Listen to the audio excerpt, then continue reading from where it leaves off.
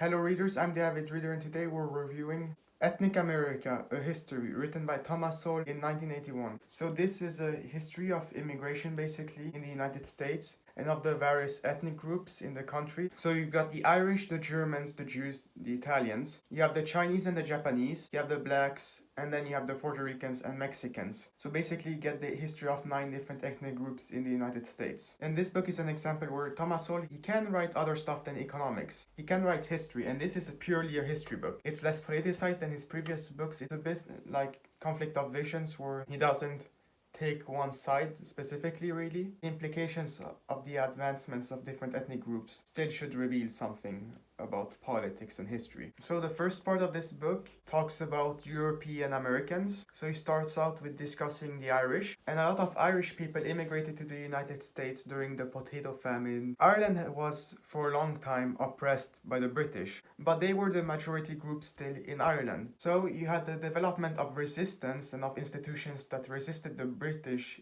in Ireland, and this included also the Catholic Church, and they traveled to the United States dirt poor. They were in practice sometimes even poorer than black slaves somehow. A lot of them died in these voyages from Ireland to the United States, and they came usually as indentured servitudes. But they spoke English, and they did work that was sometimes dangerous, and they were not people with skills really, so they were unskilled workers. But the remarkable thing about the Irish is that they got into politics in the United States. So wherever you got Irish people coming, eventually they took over those cities. So in different organizations, in labor unions and in politics, the Irish dominated, and they could dominate for a long time. The Irish voted for the Irish, and even when you had other ethnic groups arriving, such as the Jews or the Italians, the Irish still dominated politics for a long time, even when, for example, Italians were a bigger ethnic group. And the Irish, for an ethnic group, didn't really coexist peacefully with other groups. They had rivalries with the Scotch Irish,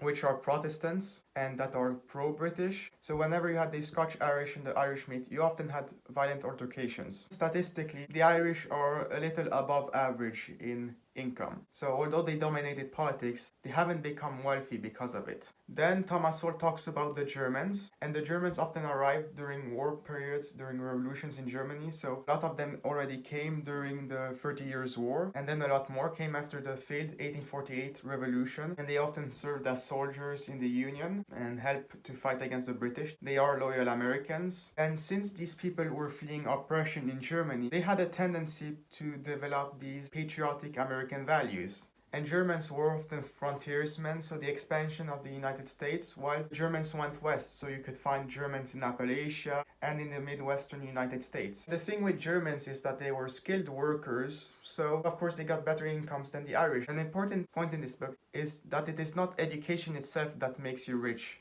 long term. Before you can acquire education, you need skills. And the Germans were skilled, and this helped them become wealthier. Another interesting thing with Germans is that they actually made recreational activities popular. So in the old days, because of the Sabbath, it was looked down upon to do fun stuff during Sundays. But the Germans changed that. They changed the culture. They brought a lot of new things. So for example, hamburgers, that's German. Then during World War I, you had strong anti-German hate, and this caused a lot of Germans to lose their language, of course. Before World War II, you had a large portion of Germans arriving to the United States in the 30s, and they were predominantly Jews. So this time, they were anti-Germany. And Germans fought in both world wars loyal to America. He talks about the Jews, and the Jews have always been a minority in each country they are, except Israel now. So they were not able to develop a resistance movement as the Irish did, because that would have been suicidal. How the Jews developed depended a bit on how they were treated. So in Germany, the Jews were treated as equal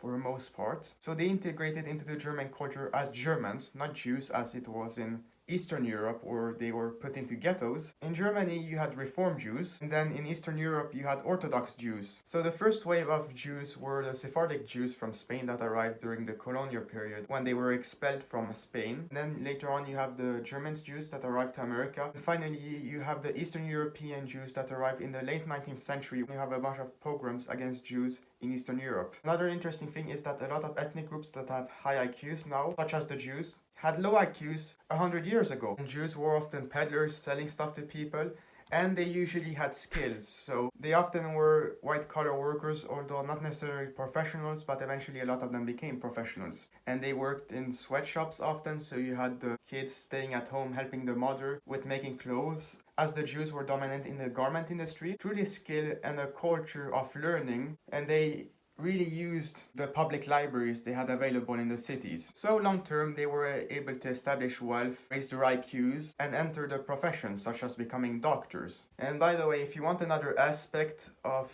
Jews, Germans, blacks, you should read Black Rednecks and White Liberals. It's a very different book, much more political, but you will get more information from that book. Anyways, then he talks about the Italians, and Italian Americans, they mainly come from southern Italy, and southern Italy is quite different from northern Italy. Southern Italy is quite traditional, very family oriented, and southern Italians, they are hard workers, but they needed to be led. So they did not have a thirst for education. So the Italians were able to coexist peacefully with the Jews, the Chinese, but not with the Irish. Italians were often ruled by these so-called padrones, which were people who facilitated employment for them. They were kind of recruiters, but they also skimmed some money off the top of the Italians. But eventually that job disappeared. And the few northern Italians that were in the United States, they tended to have more skills. But eventually the Italians climbed up the economic ladder. Those are the American ethnic groups that Thomas Sowell talks about from Europe. Then he talks about Asian Americans, and he starts out talking about the Chinese.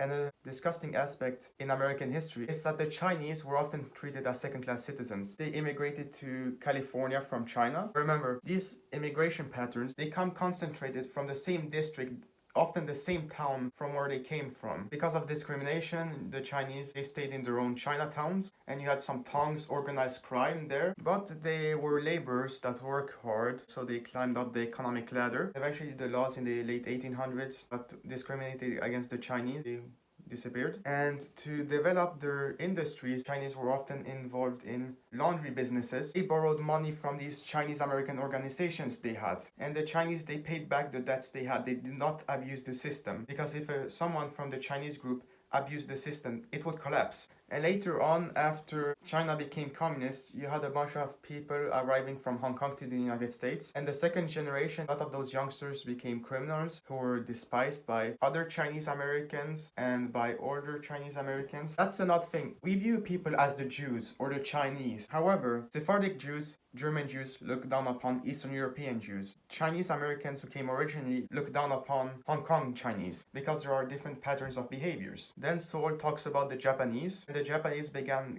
arriving in America in the Meiji Restoration era, so that's in the late 19th century. And a lot of them went to Hawaii, and the rest basically went to the West Coast. And of course, they tried to separate themselves from the Chinese to not be discriminated against, but that didn't really work. So a lot of people, they come to the United States, and then they cannot become citizens because they are Asians. However, the children who are born in the United States, well, they become American citizens. Because of the immigration restriction against Asia, often it was only men arriving. Their families were not able to arrive there. So you had a great gender imbalance with a lot more males than females. And these people were often married, although their brides were back in Asia. Japanese were farmers for a while, and they were hardworking, obedient individuals, and they didn't really believe in the individuals, so that kind of helped economic progress, but it also later led on to resentment from the newer generations of Japanese Americans. And the Japanese successfully created their own business, which was gardening, and they were able to save money from that. A lot of these ethnic groups saved a lot of money, although they barely had anything, and now they are high up the economic ladder. The next section is about African Americans, and prior to the Civil War, you had 90% slaves, but you also had 10% freed blacks. These freed blacks were literate,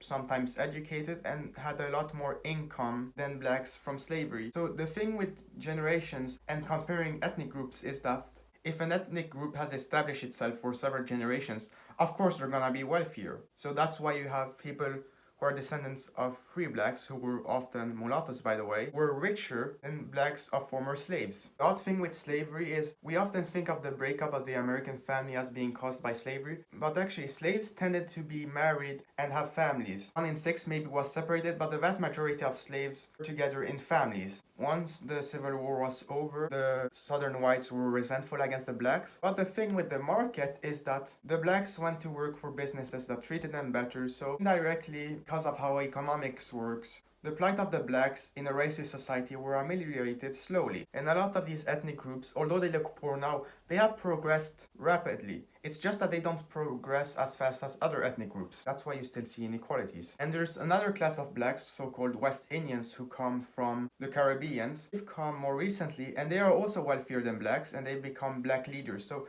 when you think about a black leader, they're almost always descendants of free blacks or West Indians.